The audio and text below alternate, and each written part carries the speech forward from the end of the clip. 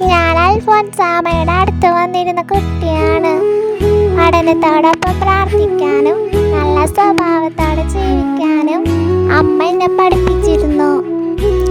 എന്തെങ്കിലും തെറ്റ് ചെയ്താൽ ശകാരിക്കാതെ അമ്മ സ്നേഹത്തോടെ തിരുത്തുമായിരുന്നു. വിശുദ്ധ കുർബാനയെ എത്രമാത്രം സ്നേഹിക്കണമെന്ന് അൽഫോൻസാമ്മ ഞങ്ങൾക്ക് എല്ലാവർക്കും പറഞ്ഞു തരുമായിരുന്നു. അതുകൊണ്ടാണ് അൽഫോൻസാമ്മ പറഞ്ഞത്, എനിക്ക് ഏറ്റവും പ്രിയങ്കരമായ ഭോജനം വിശുദ്ധ കുർബാനയാണെന്ന്.